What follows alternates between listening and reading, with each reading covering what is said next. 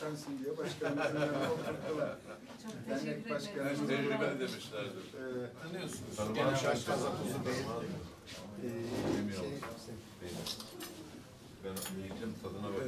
Sayın Başkanlarım, Sayın Genel Başkan Yardımcım, Sayın Federasyon Başkanım, değerli üyelerimiz, kıymetli misafirlerimiz, derneğimize hoş geldiniz.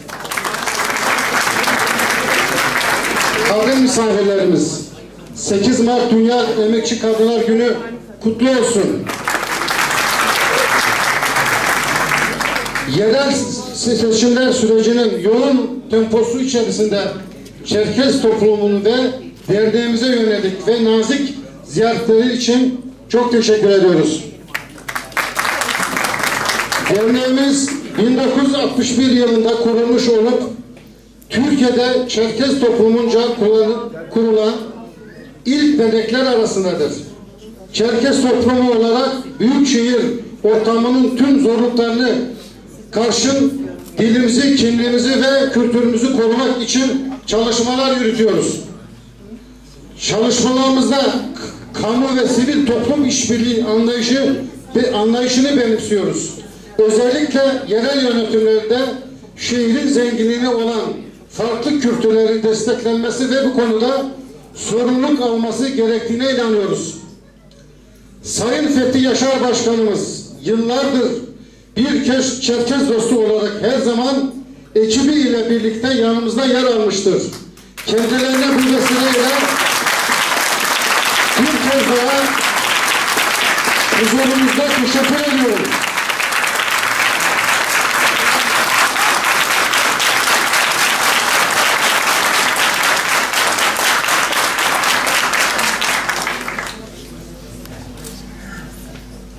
Hem kadın dostumuz Fethi Başkanımızı hem de yeni dostumuz Mansur Yavaş'ın seçimlerden sonra yanımızda olacaklarına inancımız tamdır. Her iki başkanımıza da bu seçimde başarılar diliyoruz.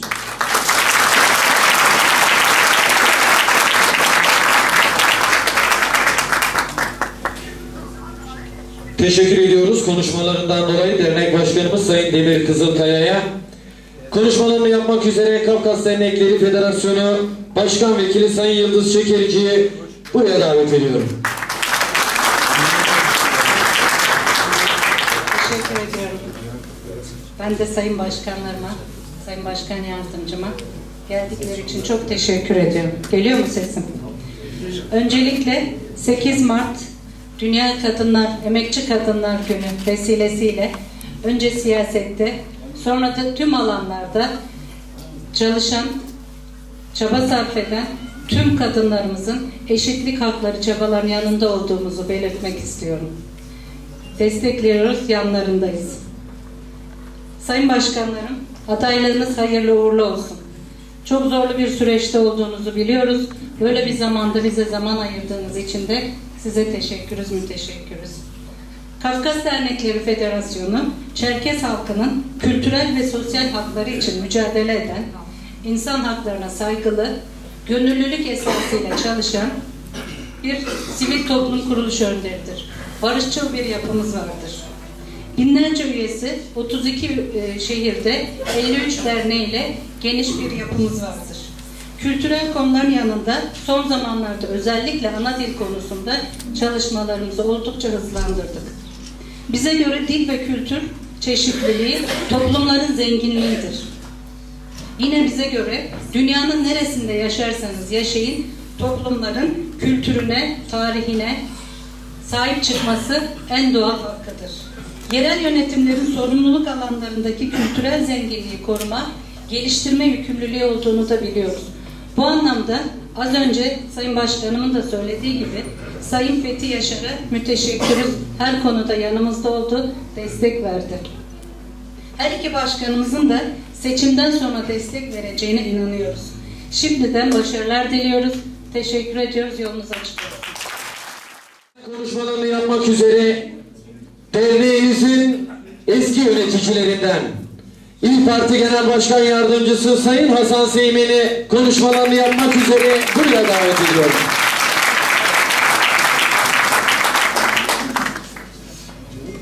değerli hemşehrilerim, beyefendiler, hanımefendiler.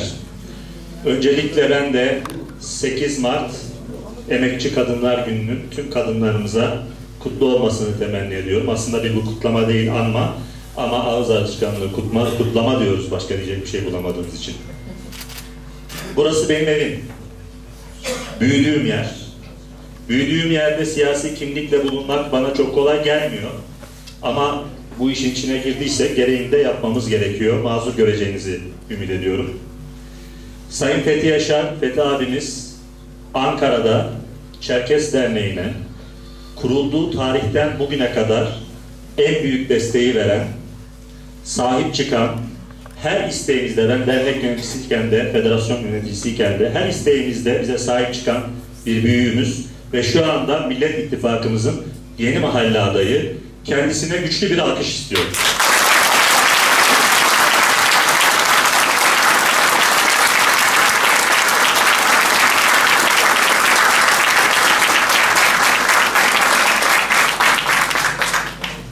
Millet İttifakımızın Büyükşehir Belediye Başkan adayı 2014 seçimlerinde haksız şekilde, keşke o zaman o haksızlığa uğramasaydı da Ankara bugün çok daha iyi olacaktı, ondan eminim, Sayın Mansur Yavaş.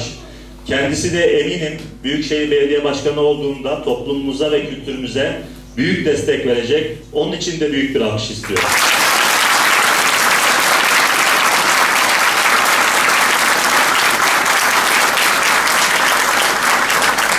Çerkesler candan önce onur gelir derler. Kadim Çerkes kültüründe ve kadim Anadolu kültüründe düşmanınız olsa bile misafirinizin canı size emanettir. Onun canına bir şey gelmemesi için kendi canımızı ortaya koyarız.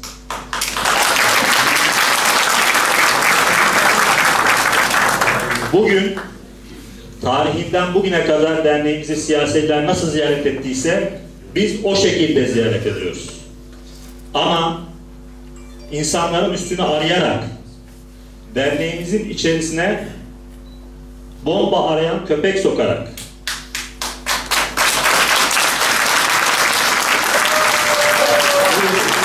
yuhlamayalım. Halktan bu kadar uzak, vatandaştan bu kadar uzak, yüzlerce polisle, binlerce polisle halk içine karışabilenlerin Ankara'yı da Türkiye'de yönetmekte aziyete düştüklerini ve bundan sonra da yönetemeyeceklerini de biliyoruz. Dolayısıyla ben eminim ki 31 Mart'ı 1 Nisan'a bağlayan gece hem Ankara'da hem Türkiye genelinde Millet İttifakı'nın adayları galip gelecekler ve ülkenin içinde bulunduğu bu kötü atmosferi dağıtacaklar. Hepinizden bu anlamda hem Sayın Fethi Yaşar'a hem Sayın Mansur Yavaş'a hem de Millet İttifakı'nın tüm adaylarına bir evladınız olarak destek talep ediyorum. Sağ olun, var olun. Derneğinize ve camianıza yardım ve desteğini hiçbir zaman esirgemeyen Yeni Mahalle Belediye Başkanımız Sayın Fethi Yaşar'ı konuşmalarını yapmak üzere kürsüye arz ediyorum. Buyurun efendim.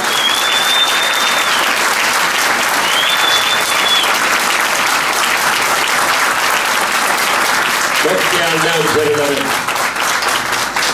Çerkes Dernekleri Federasyonu'nun değerli başkanı yöneticileri, derneğimizin değerli başkanı yöneticileri, sevgili hanımefendiler, sevgili beyefendiler, hepinizi saygıyla, sevgiyle selamlıyorum. Hoş geldiniz. Bugün Dünya Emekçi Kadınlar Günü. Değerli kardeşlerim, Türkiye'de de kadına değeri Cumhuriyet'in kurucuları vermiştir. Cumhuriyet öncesi kadın erkeğin hizmetçisi, canını istediği zaman kenara atılan bir kişiydi. Ama Gazi Mustafa Kemal Atatürk ve arkadaşları kadın erkek eşitliğini, yurttaş eşitliğini getirerek kadına ilk defa değer verdi ve anayasaya koydu. Medeni Kanunu ilk defa o dönemde geldi. Daha dünyanın gelişmiş ülkeleri kadına seçme seçilme hakkı vermemişken Gazi Mustafa Kemal Atatürk ve arkadaşları o tarihlerde seçme seçilme hakkını verdi. Onun için bütün kadınlar, Türk kadınları haklarınızı ilk veren Gazi Mustafa Kemal Atatürk ve arkadaşlarına o günkü meclise hepiniz sahip çıkmak, o değerlere hepiniz sahip çıkmak zorundasınız. Ama aradan 100 yıl geçti. Hala kadın cinayetleri, hala töre cinayetleri, hala kadın erkek mi eşit, kadın erkek eşit mi olur diye siyasetçiler olduğu müddetçe hala sıkıntıda yaşayan kadınlarımız olacaktır. Çalışma hayatında, sosyal hayatta, ticarette kadın erkek eşittir. Bir taraftan Yüce Peygamberimiz cennet anaların altındadır diyor, bir taraftan kirli siyasetçi kadın erkek eşit mi diyor. Onun için bütün erkekler olarak kadınlara haklarını vermekte, kadınları bu sıkıntıdan anaları, bacılarımızı, kardeşlerimizi kurtarmak sadece kadınlara değil, erkeklere de düşüyor. Hep beraber kadın erkek eşitliğini en üst düzeyde Türkiye'ye getirmek zorundayız. Bunu getireceğimizden de hiç şüphem yok. Sizler bacılarım, analarım, kardeşlerim yılmayacaksınız, korkmayacaksınız. Sonuna kadar haklarınızı savunacaksınız. Ama Çerkez kadınları bu konuda şanslı. Çerkez erkekleri kadınlarına olan çağdaş ve yaşamları olan her zaman kadına önem veren bir topluluk. Çerkezlere arkadaşlarımın söylediği gibi çok büyük gücüm yettiği kadar her topluma yaptığım gibi elimizi uzattık 10 senedir. Onların kültürel hayatlarının gelişmesinde, onların kültürlerini yaşatmasına katkılar yaptık. Ama ben Çerkezleri en çok sevdiğim Gazi Mustafa Kemal Atatürk'ün Cumhuriyetine ve onun değerlerine, Türkiye'nin bölünmez bütünlüğüne sahip çıktıkları için seviyorum. Çağdaş yaşamı kendilerine benimsendikleri için seviyorum. Değerli kardeşlerim, yeni bir seçime gidiyoruz. Bu seçimin adı yerel seçim. Ne yapacağız bu seçimde? Muhtarımızı seçeceğiz. Belediye başkanımızı seçeceğiz. Meclis üyelerimizi seçeceğiz. Varsa Büyükşehir Belediye Başkanımızı seçeceğiz. Bizi dinleyeceksiniz Sayın Büyükşehir Belediye Başkanımla beraber. Bizim karşımızdakileri de dinleyeceksiniz. O televizyonların söylediği gibi işte biz şu adaylar seçilirse vatansever, bu adaylar seçilirse vatan haini. Onların beynini Yüce Allah size de vermiş. Gözünü size de vermiş. Duygusunu size de vermiş. Yüreğini size de vermiş. Hangisi uygunsa o bir kulübeye gireceksiniz, özgürce oyunuzu kullanacaksınız. Seçilen de Türkiye Cumhuriyeti'nin vatandaşı, kaybeden de Türkiye Cumhuriyeti'nin vatandaşı. Bu ülkeye bir kötülük yap deseniz, bu sözleri söyleyenlerdir en büyük bu ülkenin bölünmez bütünlüğüne kötülük yapanlar. Ayağına tabanca sıkanlar. O zaman seçim yapmayın. Sizin adaylar seçilecekse seçim yapmayın, tayin yapın kimisini. Bir adayın aday olması için hangi noktalardan aday olabilmesi için geçtiğini hepimiz biliyoruz. Bazı adayları Yüksek Seçim Kurulu düşürdü biliyorsunuz. Türkiye'nin çeşitli yerlerinde. Temiz kağıdı olacak, savcılıktan kağıt alacak. Eğer terörist aday alıyorsa bu ülkenin istihbaratı nerede? MİT nerede? Onun için benim ve Sayın Yavaş'ın vatanseverliğini ölçecek terazi daha Türkiye'de de çıkmadı, dünyada da çıkmadı. Biz vatanımızı da seviyoruz, insanımızı da seviyoruz. Değerli kardeşlerim, Yeni Mahalle'de 10 yıldır görev yapıyorum. Ben sol veya sağ bir gelenekten gelmiyorum. Ben Cumhuriyet'in kurtarıldığı toprakların çocuğuyum. Tarih kitaplarından öğrenmedim. Ebelerimden, dedelerimden öğrendim. O Kurtuluş Savaşı hangi zor şartlar altında kazanıldı? Bu Cumhuriyet hangi zor şartlar altında kuruldu? Ben onların gözüyle Yeni Mahalle'de halkıma baktım. onların anlayışıyla hizmet yaptın. Kimseyi ayırmadın. Alevisi, Sünnisi, Şafisi, Türk'ü, Kürd'ü, Çerkez'i, Laz'ı, herkesi Allah'ın yarattığı bir varlık, Cumhuriyet'in eşit yurttaşı olarak gördüm. Verilecekse herkese verdim, verilmeyecekse kimseye vermedim. Çünkü kaynağı kullanıyorsanız herkese eşit görmek zorundasınız. Yarası, vatandaşın yarasına merhem olmayacak, kör kuruşu harcamayacaksınız. Milletin parasını Anka Park gibi savurmayacaksınız. Böyle çeşitli yatırımları, halka dokunmayan yatırımları yapmayacaksınız. Egonuza değil, milletin egosuna, milletin ihtiyaçlarına hizmet yapacaksınız. Bugün 2009'un yeni mahallesiyle 2019'un yeni mahallesini, yeni mahallede yaşayan, hangi noktasında yaşayan insan varsa hepsinin vicdanına bırakıyorum. Çok şeyler yaptı. Hiçbir şey almadı. Bir belediye sarayı, bir kreş, bir Fen İşleri Müdürlüğü, bir de yüzme havuzu, Sabancı yüzme havuzu, hepsini de yeniledi. Ama bugün 674 eseri çocuk için, kadın için, genç için, yeni mahalle halkı için hayata geçirdik ve her noktada yeni mahalle eğitim için, sağlık için, spor için hayata getirdik ve her noktada yeni mahalleli hemşerilerimizin yeni mahallede yaşamaktan mutlu olduğu bir yeni mahalleyi yarattık. Şimdi afişler asıyorlar yeni mahalle sokaklarına. Yeni mahallenin yenilenme zamanı geldi diyorlar. Ben onlara söylüyorum. Abileri olarak söylüyorum. Ben siyaseti bana bir şey versin diye değil. Yeni mahalleye 56 yıldır yaşayan bir yurttaşım. Yeni mahallede doğdu şirketlerim, yeni mahallede doğdu çocuklarım. Yeni mahalleye vefa borcumu ödüyorum. Yeni mahalle yenilendi kardeşim. Yeni mahalle yenilendiği için Altındağlı evini satıp yeni mahalleye geliyor. Yeni mahallenin yenilendiği için Mamaklı evini satıp yeni mahalleye geliyor. Yeni mahalle yenilendiği için Keçörenli evini satıp yeni mahalleye geliyor. Yeni mahallede Cumhuriyet var. Yeni mahallede kardeşlik var. Yeni mahallede komşuluk var. Yeni mahallede paylaşım var. Suçun en az olduğu ilçe, eğitimin en yüksek olduğu ilçe. Paylaşımı bilen bir yeni mahalle var. Birbirine saygılı bir yeni mahalle halkı var.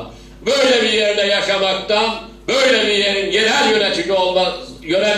yerel yöneticisi olmaktan da ayrıca gurur duyuyorum. İnşallah bu seçimlerde de görev verirse yeni mahalleliler yine eskisi nasıl davrandıysam bundan evvel aynı şekilde yeni mahallenin kaynaklarını yeni mahalleye harcayacağız. Sayın Büyükşehir Belediye Başkanımız da Büyükşehir'i de ona verirseniz çok güzel şeyleri yeni mahalleye de Ankara'ya da Ankara'nın bu kaynaklarıyla kimseye bir ihtiyacımız olmadan ben hiçbir bakanlıktan bir kuruş almadım. Hiçbir kuruluştan bir kuruş almadım. Sadece sizin verdiğiniz vergiler devletten gelen kaynaklarla bu işleri yaptım. Onun için biz Ankara'yı, geleceğin Ankara'sını Cumhuriyet'in 100. yılında Cumhuriyet'e yaraşır bir şekilde Cumhuriyetçiler olarak teslim edeceğiz halkımıza. Hepinize saygılar sunuyorum. Hepinize saygılar sunuyorum. Bu toplantıyı bize düzenleyen dernek ve federasyona sizi bizlerle buluşturduğu için ayrıca teşekkür ediyorum. Sevgiler, saygılar sunuyorum. Ben konuşmalarını yapmak üzere Ankara'nın öz evladı, hepimizin başkanı, 1 Nisan sabahının Ankara Büyükşehir Belediye Başkanı Sayın Mansur Yavaş'ı kürsüye arz ediyorum.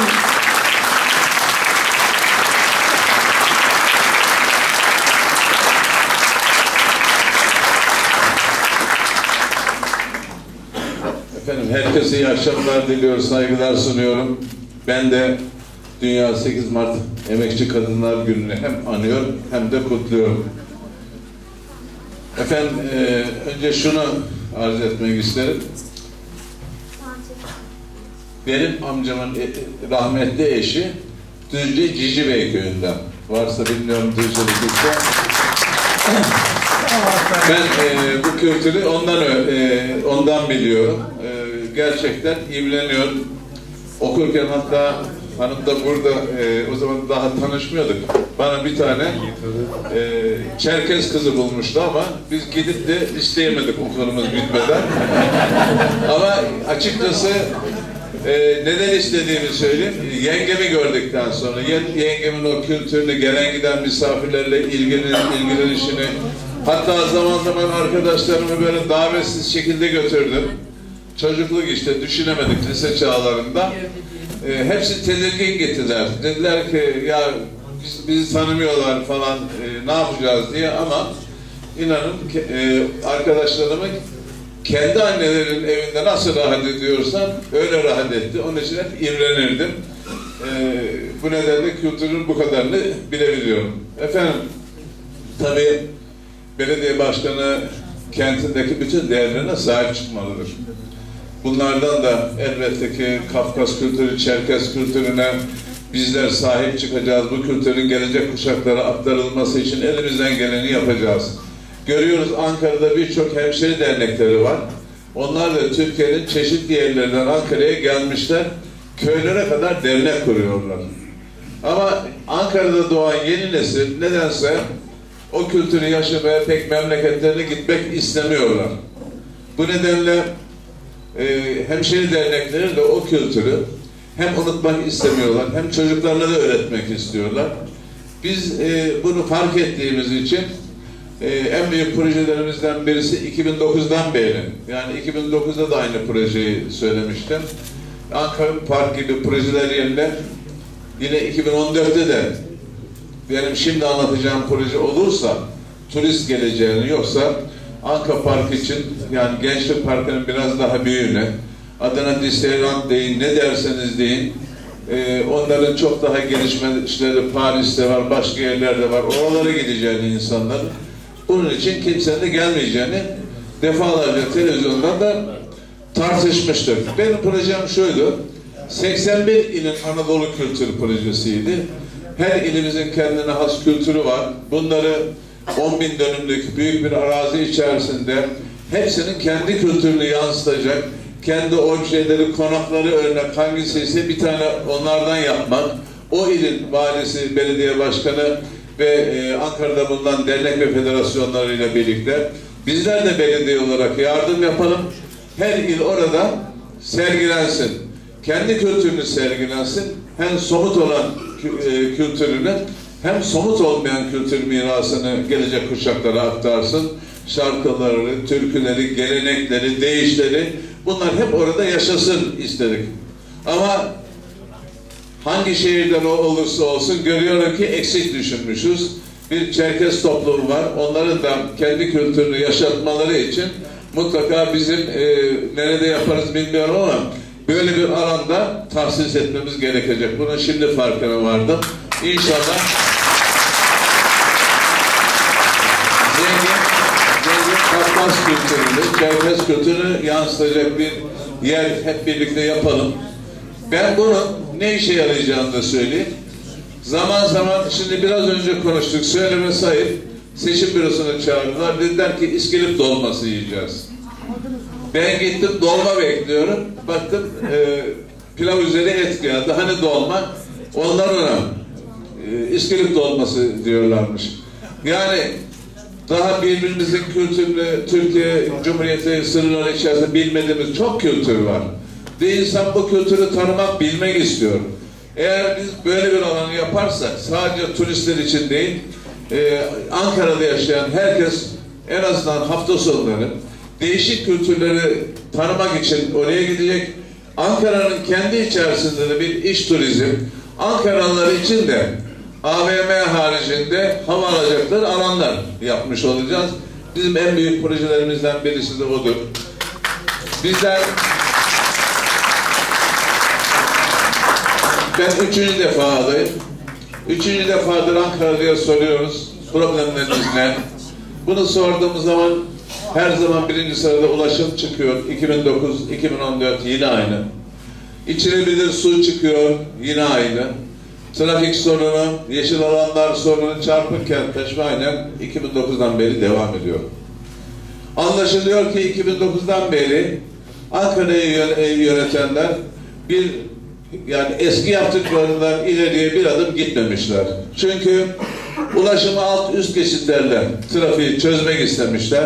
Ama görüyoruz ki bunun çaresi o değil. Halbuki gelişmiş ülkeler metrosunu 120 yıl önce yapmış. Bir asır gerideyiz. Daha yeni metro bitiremedikleri metroya bir takım ilaveler yaptılar. Oysa şimdiye kadar çoktan yapılmış olmalıydı.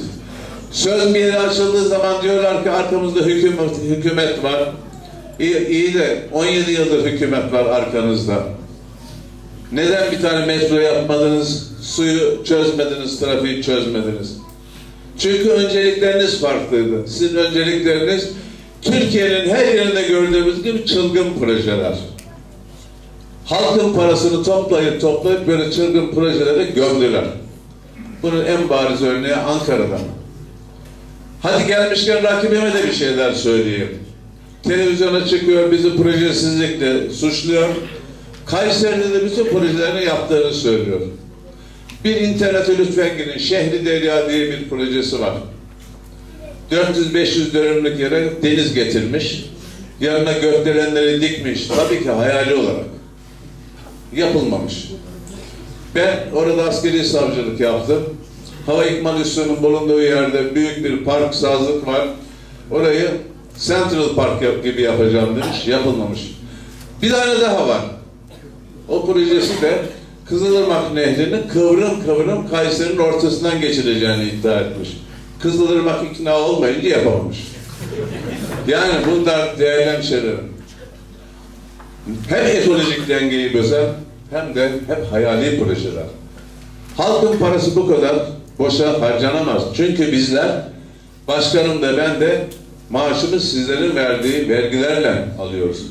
Personelimiz de aynı. Yaptığımız hizmetlerin hepsini sizlerden aldığımız paralarla yapıyoruz. Gelişmiş ülkelerde bir kural vardır. Ödeyen karar verir. Bizim patronumuz sizsiniz. Bakmayın siz seçildikten sonra herkes kendini kral zannediyor Türkiye'de bazı yerlerde. Halbuki patron sizsiniz. Dolayısıyla işverenimiz siz olduğunuza göre tam işte seçim zamanı şimdi, beğenmediğiniz, size hizmet eden insanı işten çıkarma zamanı. Bizler yapacağımız bütün projeleri öncelikle size sormak zorundayız. Bir iş yaparken sivil toplum kuruluşlarına, üniversitelere, meslek odalarına sorup onlarla işbirliği yapmak zorundayız. Hayır, hiç öyle olmadı şimdiye kadar. Hep bir kişinin verdiği kararlarla yönetildi. O kadar para gömüldü. 2014'te tartıştık. Çok imar rantı var. Birilerinin cebine girdi. Bu yanlış iş. Bu rant belediye aktarılmalıdır dedik. Rantı kabul ettiler. Yasal olarak belediye aktaramayız dediler. 8 milyar dolardı. Benim 30 tane projede ortaya çıkan rant. Hiçbir zaman inkar etmediler. İşte ama 2014'ten sonra 2 projede belediyede aktardılar. Oysa bunlar mutlaka ve mutlaka aktarılsaydı şu anda Ankara'da evsiz insan da yoktu. Ankara'nın borcu da yoktu. Ankara'nın metrosu da yapılmıştı. Bir diğeri hatırlarsanız seçimlerde ben ihtiyacı olanlara 20 tona kadar suyu 10 liradan vereceğimi söylemiştim. Hadi finans dediler. Saydım. Hafriyat gelirleri var. Hayır dediler. O kadar yok. Billboard gelirleri var. Yok dediler öyle bir gelir. Otopark gelirleri var. İstanbul şu kadar para kazanıyor. Öyle bir gelir yok dediler. Sayın Mustafa Tuna göreve geldi ki günlük 8-10 milyon lira hafriyat gelirlerinin olduğu ortaya çıktı. Yani her yıl 1 milyar lira bir yerlere gitti.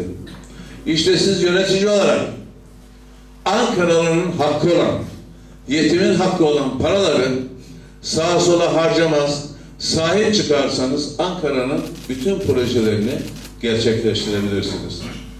Biz de 100. yılda 100 proje diye projelerimizi anlatıyoruz, dağıtıyoruz. Ancak onların hiçbirisini proje kabul etmiyorlar. Ama ben şurasını kabul ederim. Bizler yine vatandaşa ne istiyorsunuz diye sorduğumuzda ülkemizde ve Ankara'da yaşadığımız ekonomik kriz nedeniyle bütün projelerimizin önüne Ankara'yı ekonomik olarak kalkındırmayı koyduk. Bir belediye başkanı ne yapabilir? İsterse çok şey yapar. Örneğin 40 bin nüfuslu olsa o nüfusa göre gidip orada 10 yıl belediye başkanlığı yaptığımızda oradaki insanların gelirini artırdık. Biz oradaki kentimizde yaşayan, şehrimizde yaşayan insanları yapabildiğimiz kadar zengin yaptık. İşte Ankara'da da yapabiliriz biz bunu. Ankara'da imkanlar çok daha fazla. Turizm gelirleriyle yapabiliriz. İlk yapacağımız işlerden bir tanesi yıllarca bitirilmeyen fuar alanını hemen bitirmek. %25-30 seviyesinde. Bitirirseniz ne olur? Ankara'nın esnafı, sanayicisi orada malını hem yurt içine hem yurt dışına sergiler, daha çok satar. Daha çok satması için daha çok üretmesi gerekir. Daha çok üretmesi için daha çok işçi çalıştırması gerekir. Bunun gibi organize sanayilere sonuna kadar destek olacağız. Bu boşa giden bir de Kızılırmak suyumuz var biliyorsunuz. Kızılırmak suyumuz 1 milyar dolara mal oldu. Halbuki yıllar önce gene de projesinin yapılmış olması lazımdı. Bir kişisel kapris yüzünden yapılmadı.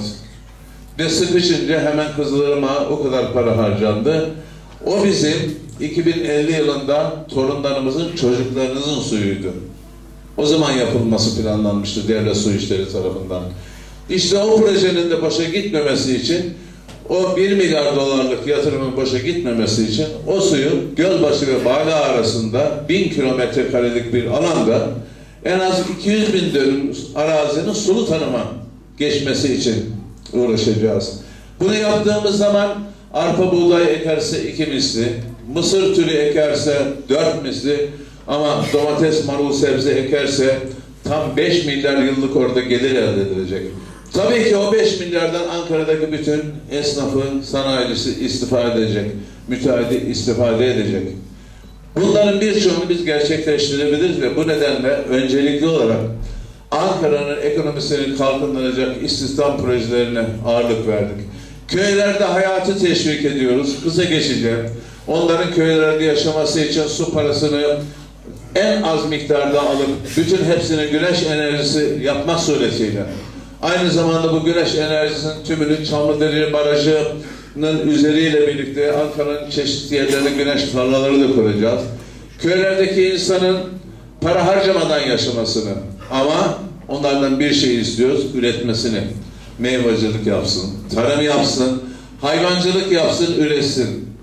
Onlardan bitki alacağız. Yılda bir de 500-600 milyon lira yurt dışından bitki alınıyordu. Hep onların sözleriyle söyleyeyim, Hans'ı George'u zengin ediyorlardı. Biz bunu bundan sonra Ankara'nın civarındaki ilçelerden satın alacağız, illerden satın alacağız. Onlara fide ve fidan vermek suretiyle sözleşmeli üreticilik yaptıracağız. Küçük ve büyük hayvan vermek suretiyle sözleşmeli üreticilik yaptıracağız. Hem yurt dışından ithal hayvan gelmesinin önüne geçeceğiz. Yapacağımız et ve süt entegre tesisleriyle de hem sizlerin ucuz et yemesini sağlayacağız, hem köylünün para kazanmasını, tarımı destekleyerek hem tanzim satışlarına gerek kalmayacak, nakliye de olmayacağı için hem ucuz sebze yiyeceksiniz, taze sebze yiyeceksiniz, hem oradaki insanlar para kazanacak. Bunların hepsi birer projedir. Ancak işte yıllardır Türkiye'yi idare edenler proje dendiği zaman betondan, plazadan, gökdelenden başka bir şey görmedikleri için bunların hiçbirisini proje olarak kabul etmiyorlar. Su indirimini de proje olarak kabul etmiyorlar. Tamam diyor, suyu indirdik, sus artık. Proje değil. Yani öğrencinin dolmuşa yarı fiyata binmesi proje, onu kendisi söylüyor. Bizim suyu daha ucuz verin dememiz proje değil. Nasıl bir zihniyet? Koptular halktan. 50 lira 100 lira verecekmiş, şuraya 150 lira verecekmiş gibi bir de insanları küçümsüyorlar. O yardım yaptığınız insanlar için 50 lira 60 lira ne demek siz biliyor musunuz? Çoluğuna çocuğuna alamadığı oradan 1 kilo 2 kilo et alacak. Çocuğuna alamadığı botu alacak. Çocuğuna alamadığı meyveyi, sebzeyi, muzu alacak. Koptular. Bunları söylediğimiz zaman bir de tecrübeden onlar Mercedes'miş, biz Murat 124'müşüz. Unuttular. Onları Murat 124'ler iktidara getirdi. Bu nedenle diyorum ki Murat 124 olmaya çoktan razıyız. Çünkü biz halkın hissettiklerini hissediyoruz. Boşuna buralara köpekle gelmiyorlar aramaya. Halkın içine çıkamıyorlar arkadaşlar.